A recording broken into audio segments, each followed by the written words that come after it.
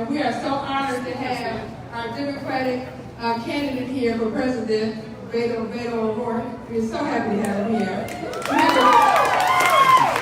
two people I want to introduce. Our clerk of court for Hampton is Linda Baptist Smith. She's here. Reverend Woodhouse with the Hampton School Board. We have Queen Davey, who's the Hampton Democratic Committee Chair. We have Rebecca Lester, who is the York Pocosin Democratic Chair, and the 96th House candidate. We have Mike Ray, who's a member of the Hampton Democratic Committee, but also is running for the 91st House seat. We have Brian Jackson here, who's the president of the Hampton Roads Young Democrats. Now, quickly, I want to tell you, we are so fortunate to have so many great candidates running in this election, in the 2020 election. But we got to look to 2019. And let me say, I've been hearing people say, well, we have too many people running in a Democratic race, primary. No, we don't. Think about the glass half full. Think about it like this. We have 18, maybe 20 now, I don't know how many we got now, but 18 people who will be able to come into Virginia, get our base excited, so we can vote in November of 2019 to turn over the House and Senate. Think about it like this. We have 18 Democratic candidates running for president that can talk about 45 and 18 different ways. And dispel the fake news. Now, lastly, I want to say, this summer, I had an opportunity to speak at the National NAACP Convention. And I was in the audience and looking at my phone, like we always do, checking messages, texting, whatever. This young man comes on stage I've never heard of before, and he started speaking. And I looked up and I said, who is this person? It was Beto O'Rourke. Ladies and gentlemen, let me introduce you to the Democratic candidate for president, Beto O'Rourke.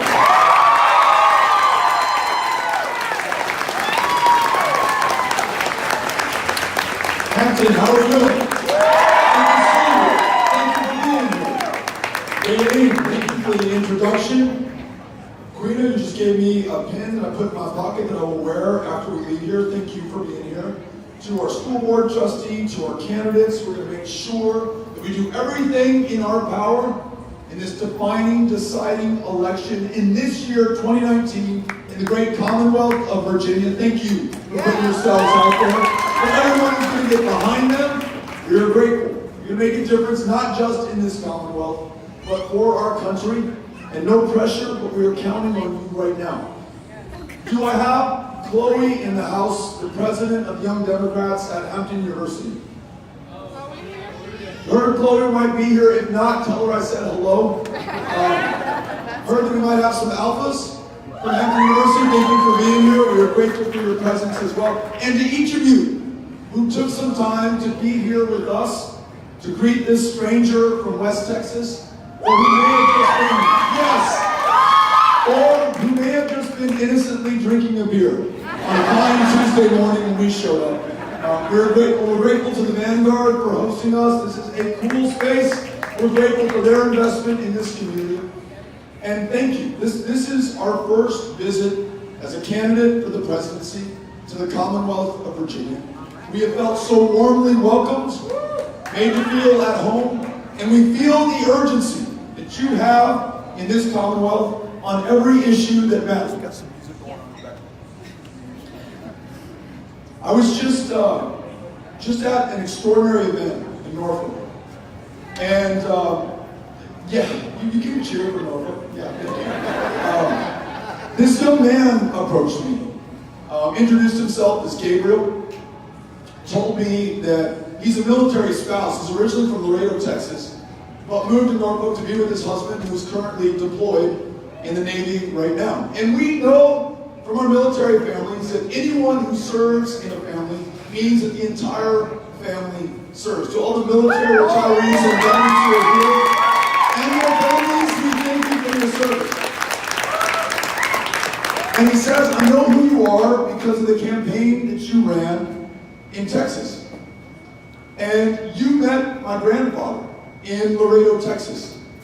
And it speaks to the way that we campaigned for Senate in my home state, a place that was written off as too red to compete in if you're a Democrat. And yet nonetheless, we went to every single one of the 254 counties in our state, showed up for everybody no matter how rural or red, how urban, how blue. We did not write you off, and you were not taken for granted. And we were helpful in bringing a state that was 50th in voter turnout.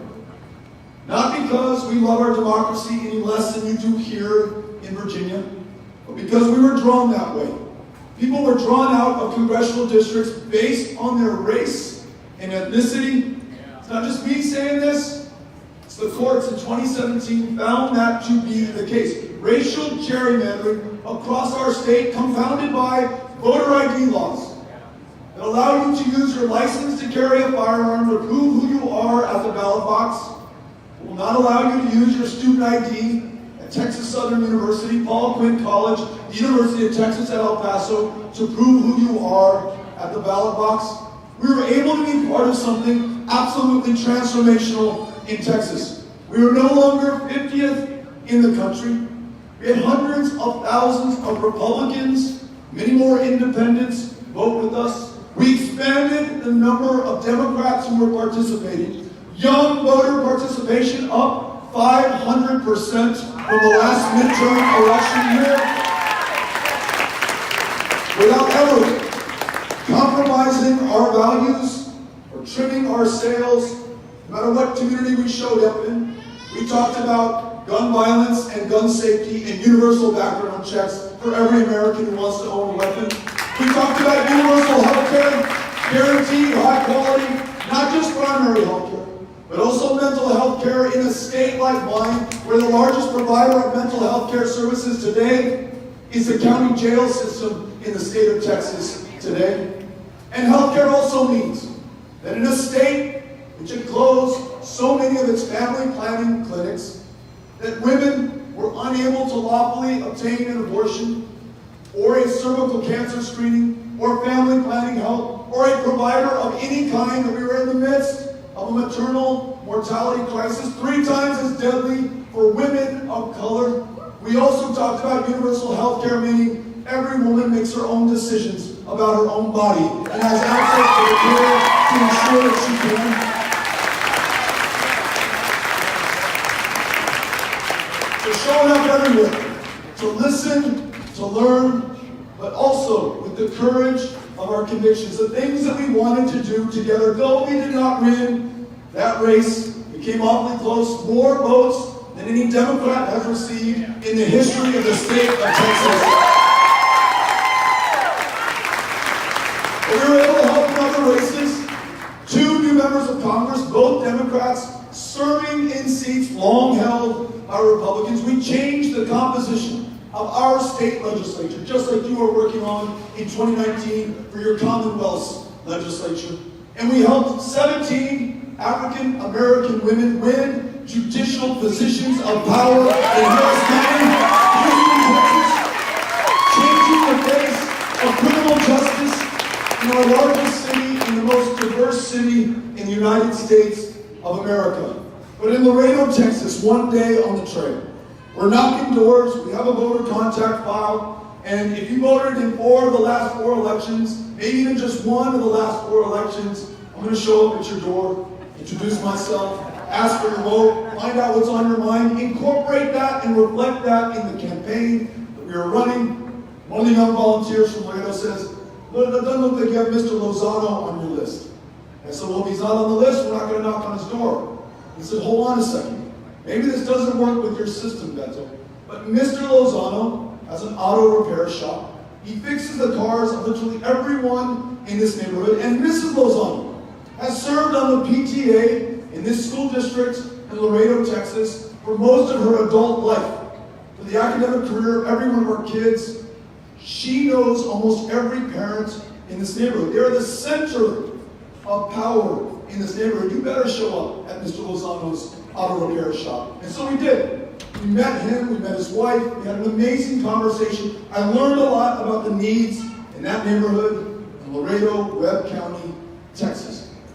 And the value of showing up at Mr. Lozano's was proven to me in another city, in Texas terms, pretty close, only a few hours drive away, San Antonio, Texas. There we go. Those first.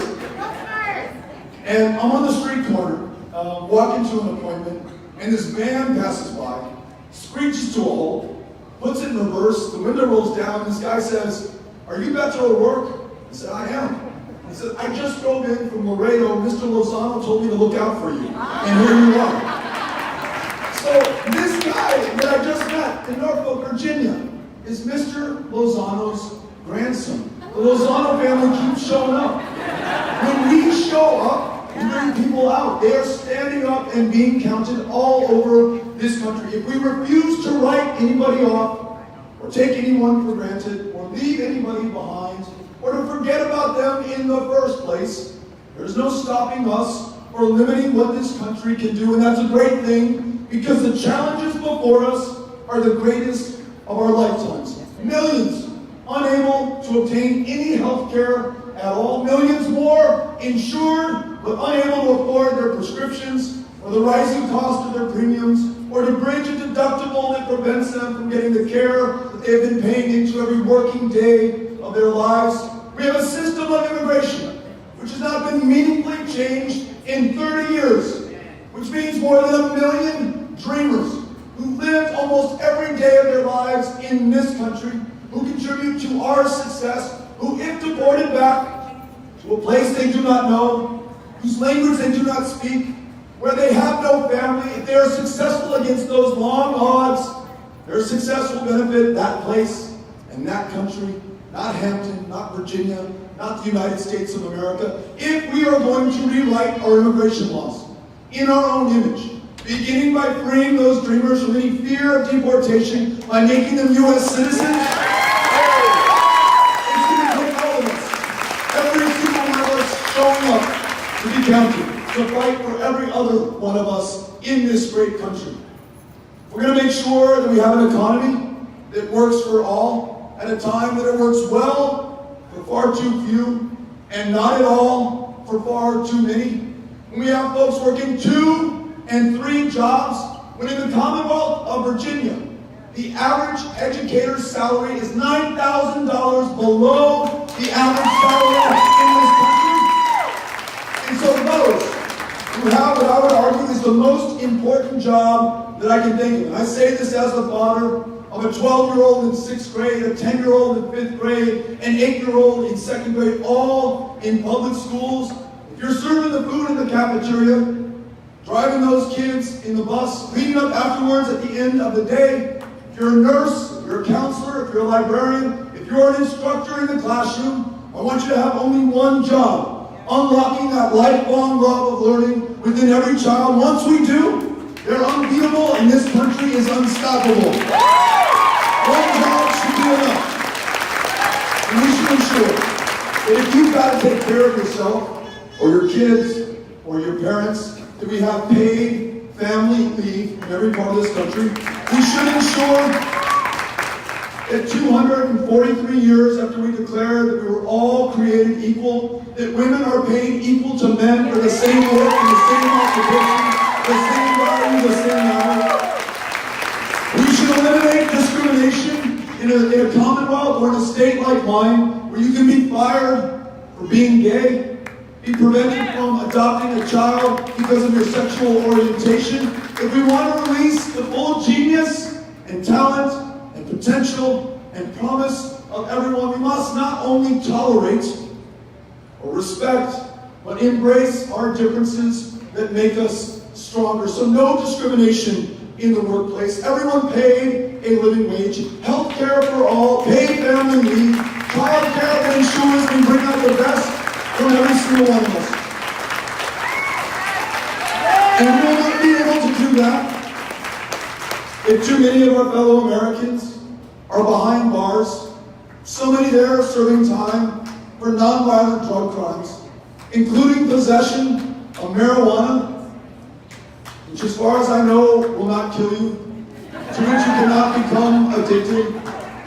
And yet there are young men and young women, disproportionately of color, though all young men and young women in this country, regardless of race, use marijuana at roughly the same rate. Only some are more likely than others to be arrested, stopped, frisked, to spend time, to be, upon release, forced to check a box on every employment application form, meaning it's less likely that they get the job, unable to go to Hampton University or UVA or UTEP because they no longer qualify for a federally sponsored student loan. We are constraining their options and our shared future as a country.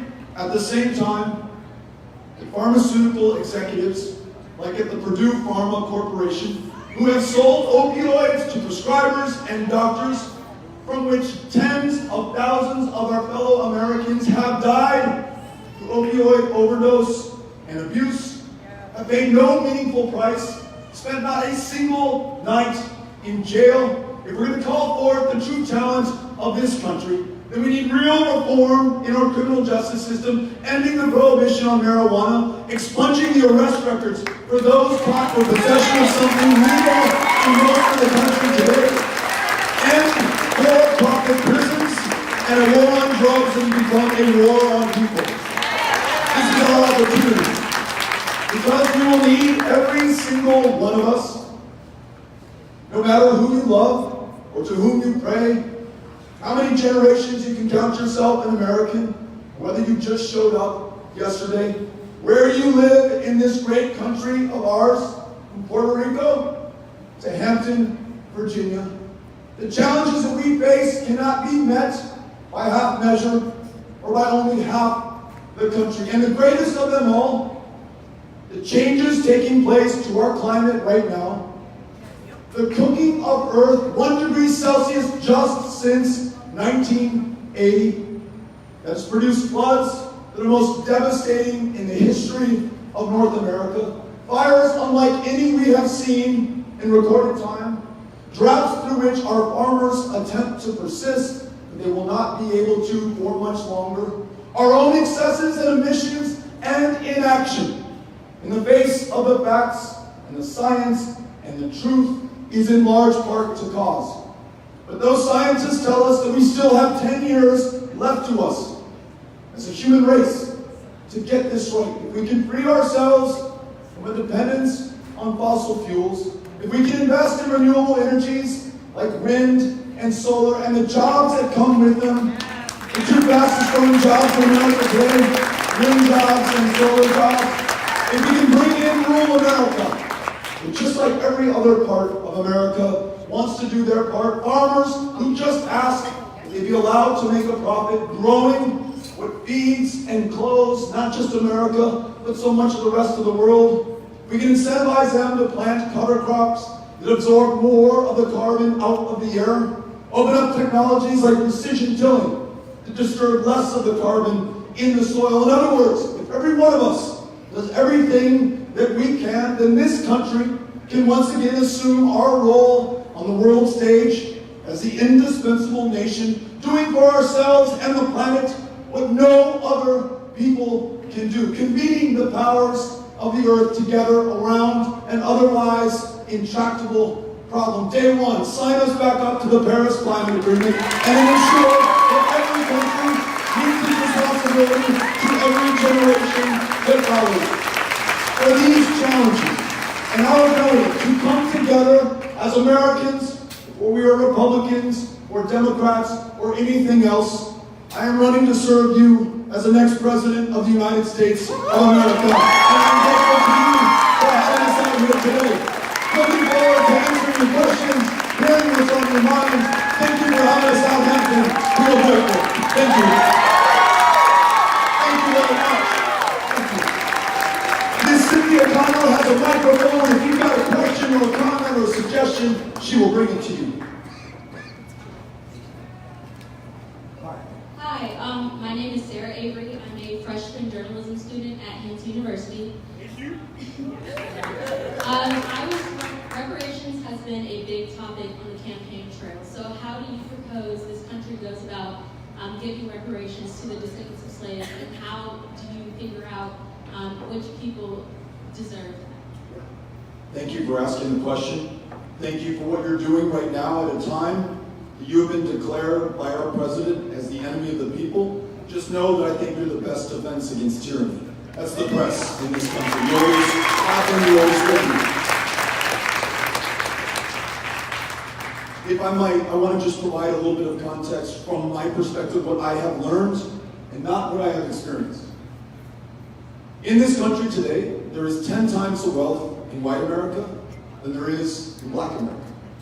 I mentioned the disproportionate share of the prison population comprised of people of color in this country.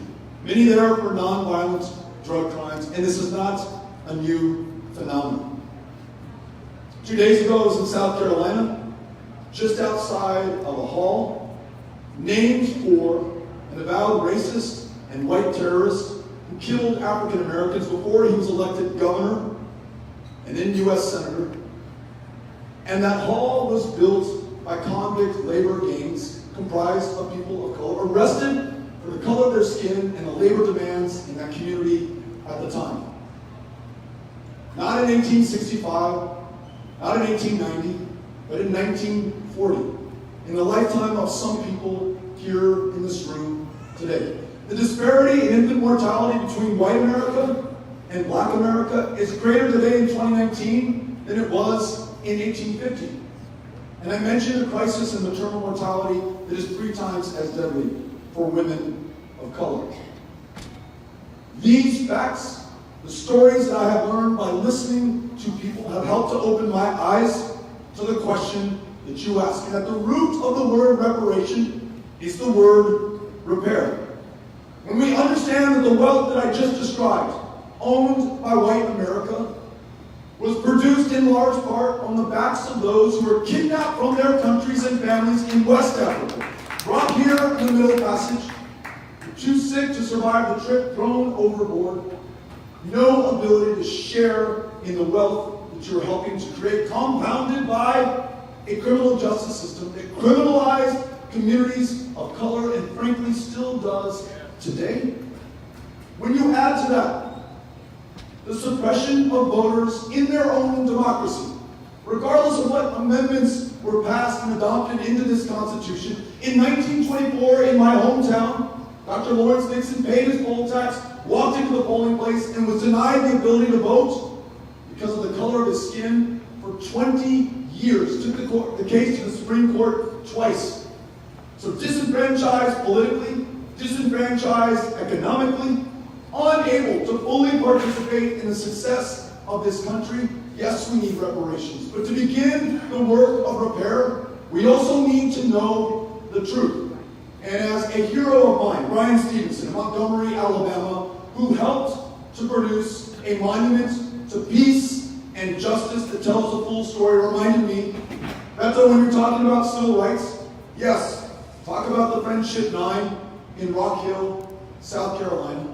Talk about the Greensboro 4 at the Woolworth's lunch counter in 1960 in Greensboro, North Carolina. Talk about Dr. Lawrence Nixon, who integrated the Democratic primary in Texas in 1944, but also talk about this history and legacy of brutality and violence that persists today. Until we do, you will not repair a thing.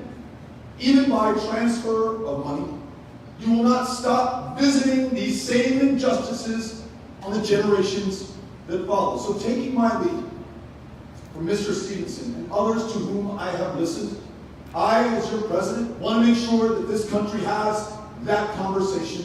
When we have the shared facts and accept the truth of our country, then the policies and the actions that we need to take to repair this, to begin to make it right, and to stop doing it to one another will begin. Thank you for the question. Really appreciate it. My name is Vanessa Kennedy. I'm from El Paso, Texas. What high school? Franklin High School. All right. Class of 2003. So, my question is, I know that you run your campaign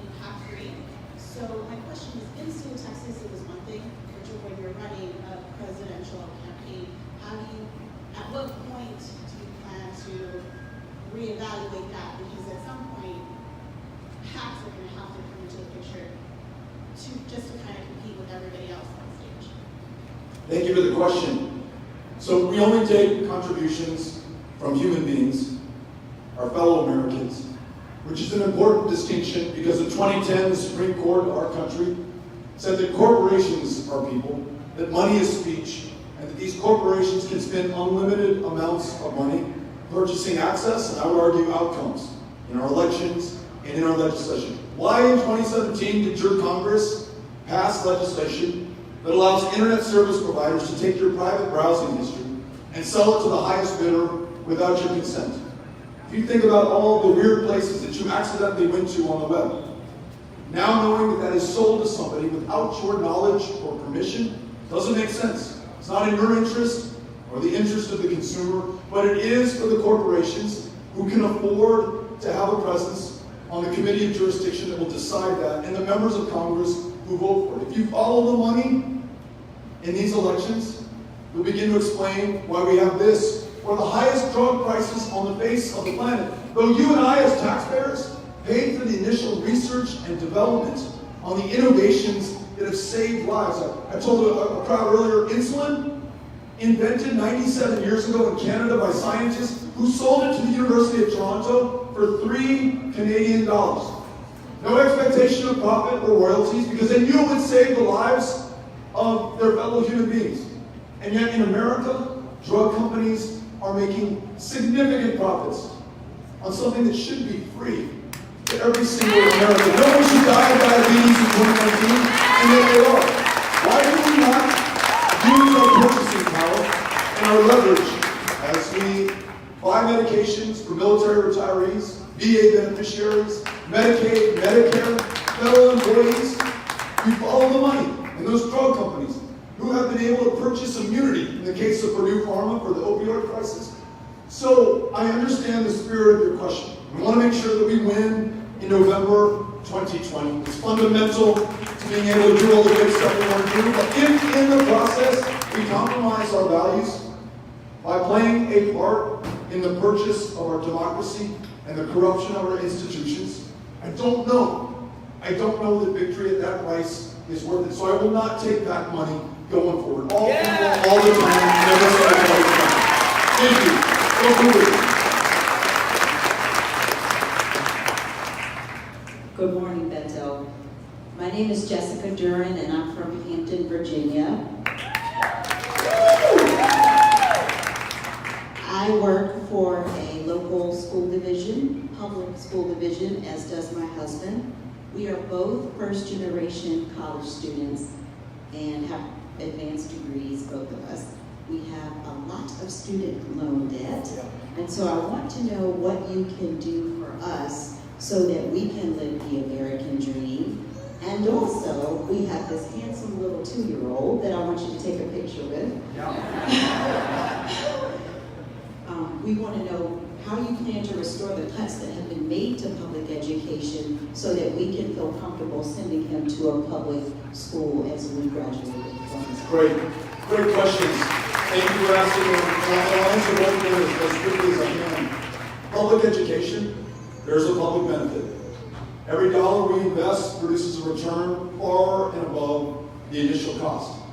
So if we act in that spirit, if we understand that on the first day of kindergarten, you're 4 or 5 years old, you might already be 10 months back in reading comprehension, 12 months back in math.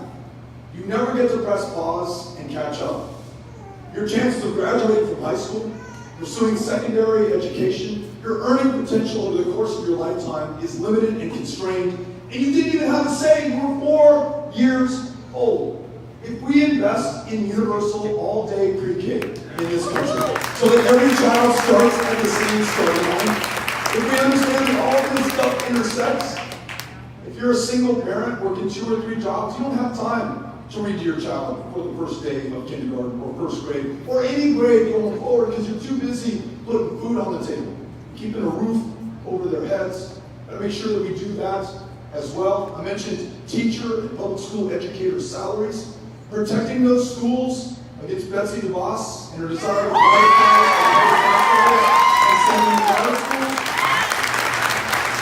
And then, 18 years old, when you graduate, not only should you be college ready, you should be career ready. If you want to join an apprenticeship with the union, learn a trade or a skill that will allow you to work and live with purpose and function and command a living wage, a real paycheck for the rest of your life, let's facilitate that. We have weakened the power of unions in this country over the last 30 years. We should be strengthening them. They are the key to growing the middle class, making sure that more have opportunity. And then for those going to college, at a time of $1.5 trillion in outstanding student loan debt, let us stop digging the hole. The average graduating college senior has $40,000 on their back. Many have tens or hundreds of thousands of dollars more. Let's guarantee free community college for every American, get free higher education, and if you, as you asked at the outset, are holding some of that debt right now, at a minimum, let's refinance it at a lower rate, but at maximum, if you're willing to devote some part of your life to public service, if you want to work at the VA, for example, where we are 45,000 clinical positions short, at a time that 20 veterans a day, every day, take their own lives in this country, the majority of whom have not been able to get into a VA to see a provider who can literally save their lives. If you want to stand up for those who put their lives on the line, and I want to wipe clean your debt, if you want to be an instructor in a public school when we desperately need them, I want to wipe clear your debt. If you dedicate yourself to the betterment of this community, to your commonwealth, to this country, I want to make sure that we have your back going forward. Thank you very much for being here. Thank you very much. Sorry about that. Thank you so much for being here. I brought my sign. I didn't know I was going to be in the back, but I'm going to pass this forward, and I would like to have a picture of you, take a picture with the sign. My name is Karen Garner, and I'm with the Newport News. I'm the Virginia Advocate Manager for the Alzheimer's Association. Thank you. I think just saying that gives you an idea of how many people are impacted by Alzheimer's. 5.8 million people in the United States alone are living with Alzheimer's, which means there's 3 times as many people that are living with it because, as you all know, families and close friends are affected as well. It doesn't just affect the person that's been diagnosed.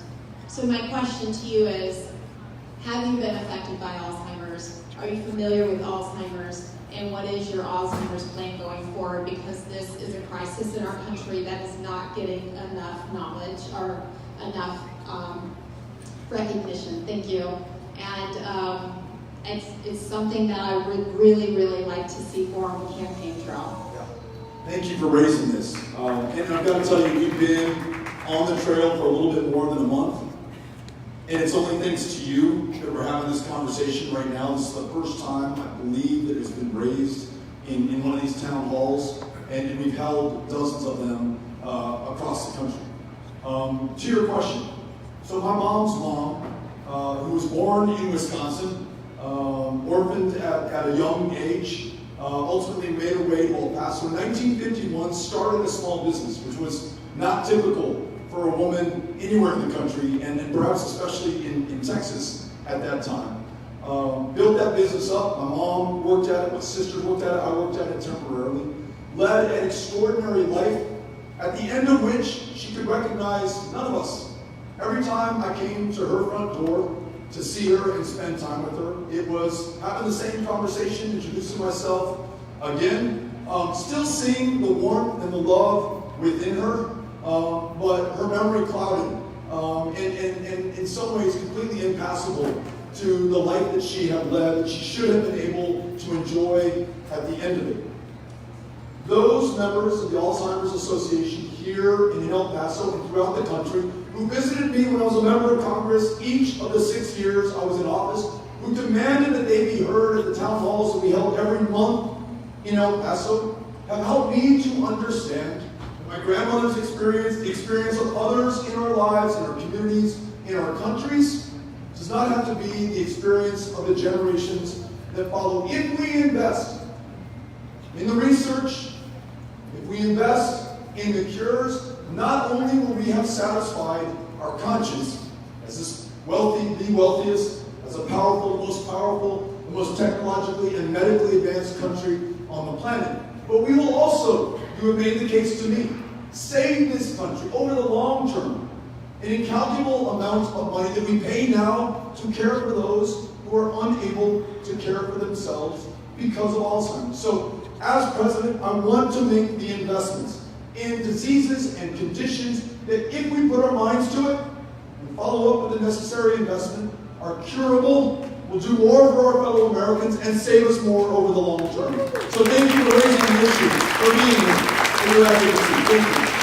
All right, I know there's a lot of hands up. I'm really sorry I only have time for 3 more. Hi, my name is Jennifer Brown, and I live here in Hampton. I am the co-founder and president of Community Nights, a nonprofit that was founded to support our public school and nonprofit community here on the Virginia Peninsula. Also, the mother of Brittany, who just got up back here, she's my 23-year-old daughter. She has autism and an intellectual disability. And so, by that fact, I'm also an advocate for individuals with disabilities. And my question to you is, how will you help us recover from the incredible attacks that the Trump administration has made on the disability community? We were the tip of the spear in supporting or in preventing the ACA from being destroyed.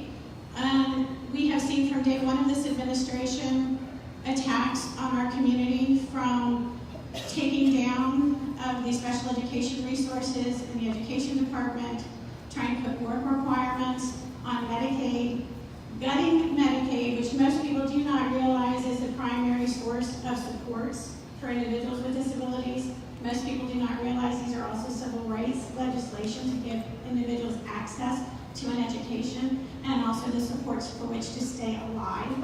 And we also can't get married because if you have over $2,000 of assets, you lose life-saving health care and access to supports that traditional insurance will not provide. Most people do not realize that individuals with disabilities are held hostage to these things. I have a friend who has cerebral palsy, has a master's degree, as a woman of faith, cannot get married to her partner because she will lose life-providing care, cannot join the church she wants to join because they do not understand that it is our healthcare system that provides her, the ability to live that restricts her from marriage. These are problems that are not currently in the mainstream awareness. They are not elevated to the level of campaign issues. And these are only a few. I don't have time, you don't have time in this forum to go through the myriad of attacks this administration has done to force individuals with disabilities back into institutions where they are segregated from community, at higher risk of sexual assault, physical abuse, and death. So how are you planning on dealing with that in your campaign and if you're president?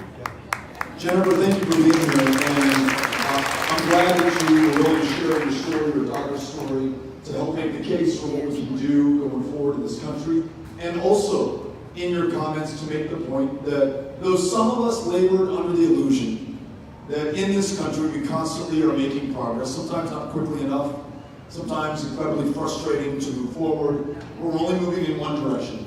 The last couple of years had to shatter any of those illusions. You saw the Congress vote to roll back some of the civil rights protections won in the Americans with Disabilities Act, putting the onus on those living with disabilities instead of business owners and places of public accommodation to do the right thing to ensure that everybody can participate in life in this country.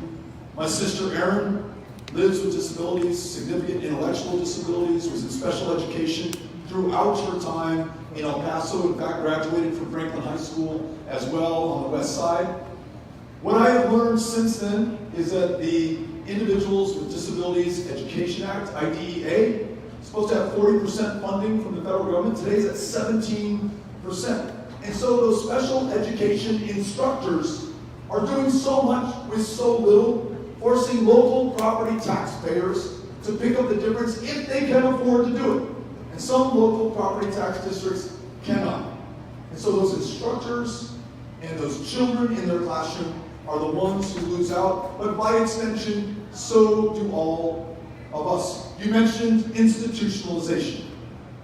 Right now, I think there's a failure to understand that public policy, perhaps despite our best intentions, pushes people with disabilities into institutions, which, by the way, does not allow them to live with the dignity that they deserve as our fellow human beings, but also, además, is incredibly expensive to us. By ensuring that they can live independent lives with their families, or in some cases, on their own, not only are they able to rise to their full potential as well, but we too are saved the expense of taking care of them in an institution for the rest of their lives. So I will make these issues a priority. Full funding for IDEA, allowing people to live with dignity at home, and ensuring that everyone is a priority in this country. Everyone's civil rights are respected and advanced. Thank you. All right, 2 more questions. Good morning, ladies and welcome to Virginia. My name is DeChance Rubin, and I'm a 20-year retired Air Force veteran. The question that I have, by all means, is not to offend or insult anyone in this room. I love everybody, but it's a matter of concern. What is your stance and your game plan on the mass shooters, these homegrown terrorists that we have right here growing in our backyard? What is your stance on it? How are you going to minimize this activity? Thank you for being here, for your service, for your continued service, including by asking this question. We are 2 hours and 12 years removed from the massacre at Virginia Tech. 32 people murdered in this Commonwealth, in our country. More than 30,000 of our fellow Americans this year, as we do almost every year, will lose their lives in gun violence, a rate not seen anywhere else in the world. And so we either accept that this is our lot, or that we are inherently violent, that there's something wrong with us as Americans, or this is a human-caused problem with a human solution. Despite the years that have passed from that massacre to this day, this Commonwealth still does not have universal background checks. This country has not adopted them either, though we know that in the states that have, we have reduced gun violence by nearly 50%. When we add to that the knowledge that we continue to sell weapons designed for war into our communities that end up taking the lives of those on college campuses, in churches, at concerts, in public life. When I listen to emergency room doctors, they tell me that if you are shot by a handgun and it misses your heart or major artery, gets you in time, we can save your life. If you were shot by an AR-15, the high impact, high velocity round will blow a hole through your system so large, destroy everything inside, you will bleed to death before we can get to you, because it's exactly what it was designed to do. Keep that enemy soldier down to keep ours alive. Keep it on the battlefield, don't bring it into this country. But you asked about terrorism in the United States of America. Terrorism in Charleston, South Carolina.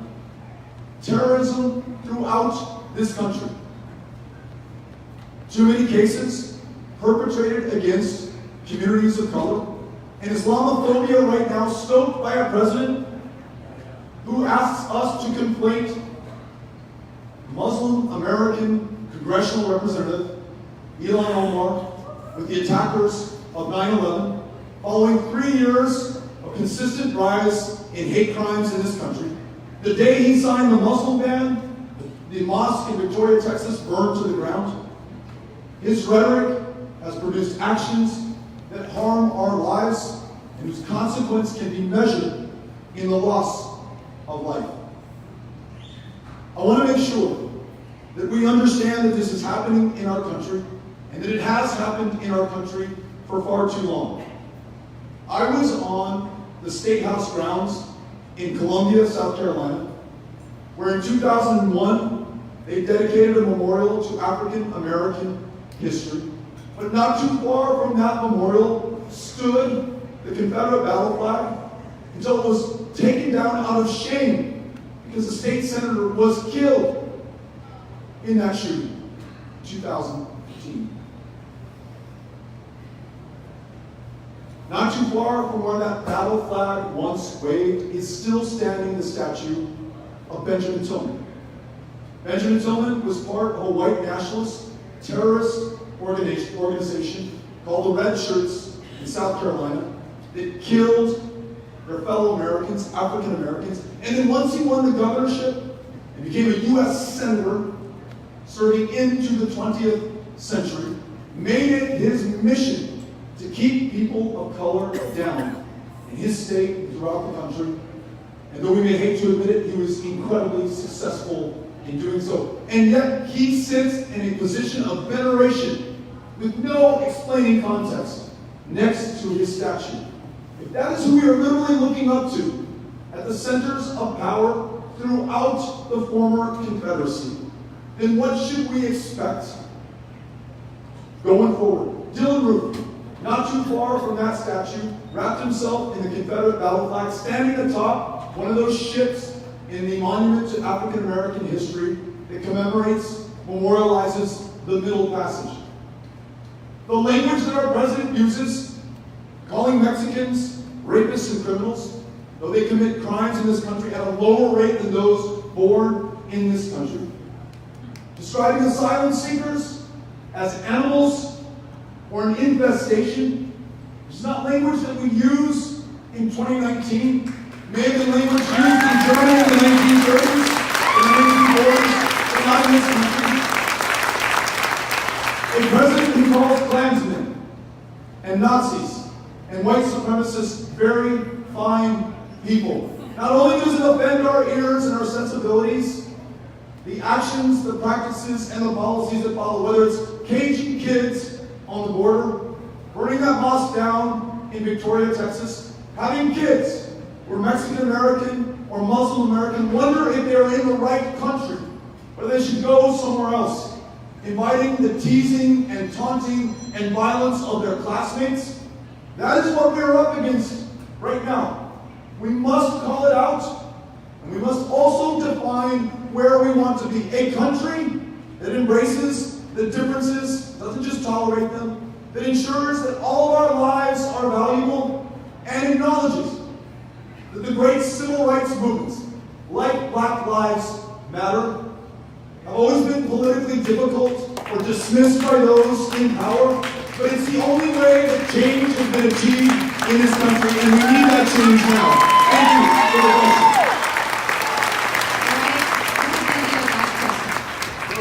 Hi, Beto, go Spurs! My name is Nikki Miller. I'm from Hampton, Virginia, but I have Houston roots. I am an office maker at Hampton University. I am, like most people in this area, military affiliated. I grew up Rocky Penny Sailor. And my husband separated from the United States Navy in 2011 and chose to go into civilian service. He is a double duty. He's double duty serving for our country. He works as a civilian for the Department of the Navy, and then he's also in the Air Force Reserve. He's actually warm right now. This is what my question is. Right now, there's a loophole in Obamacare that keeps civilian employees from enrolling in TRICARE if you are a gray area, if you're set up to be a gray area retiree. So if you're a reservist, you either have to quit your job, or you have to find, or you have to pay insurance through the federal government. My daughter is autistic. The only insurance companies that covers the treatments that she needs is either Medicaid, which we don't qualify for because we both have jobs, or TRICARE, which we don't qualify for because my husband works as a civil servant. So what my question is what is it that what are your intentions to do things to try to make it easier for people who are like my husband, who serve double duty for this country, who both work as civil servants, who have to deal with furloughs and the things that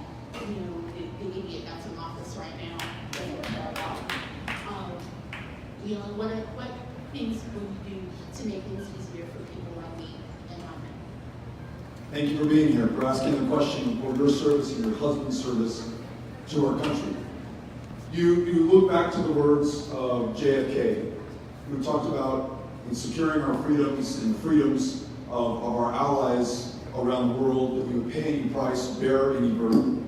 You think about the wars that we're asking our fellow Americans to fight today, in our 18th year in Afghanistan, in our 28th year in Iraq. 1991 was the first time we had U.S. military involvement. We've been there every successive presidential administration since. The 2001 authorization to use military force in Afghanistan underpins our presence in Syria and Somalia and Libya and Yemen, just to name, all included, half a dozen of the countries around the world where we are deployed. We have U.S. service members in more than 100 countries around the world. In active combat or in some part of co-combatants in war, in so many, beyond those that I just described. And we're adding trillions of dollars to the debt. We're seeing a cost in thousands of American lives and tens of thousands of lives of people from around the world who we take in the name of this country. And yet when, after 20 years, you retire from service, or after 6 years you transition as a veteran in civilian life, we're not there to pay the cost of your treatment or your care, to speed the appeal to your service-connected disability claim that languishes in some cases not for months, but for years at a time. We make it too hard for too many to access their post-9/11 earned GI Bill benefit. And for what excuse? What are we really saving in the long run? We're providing a disincentive for future service members, or those retirees, to invest their remaining years in service to this country. So yes, I want to make sure that you and your husband can access the care and the benefits that you have earned. No one's given you anything. Put your lives on the line for this country, and there's our end of the obligation that we must meet. But I also want to make sure, and I hope that you agree with me, that when we think about this entire country and the millions who get no care whatsoever, we cannot in any way lessen the urgency around achieving universal care for everyone, high quality care, and guaranteed. If you have insurance or you don't have insurance, I want to make sure you can see that doctor, take your child to the therapist, afford that medication, and live to your full potential in this country. Thank you for the question. Thank you guys for being here. Thank you all so much, Hampton. We are grateful. We hope to see you again.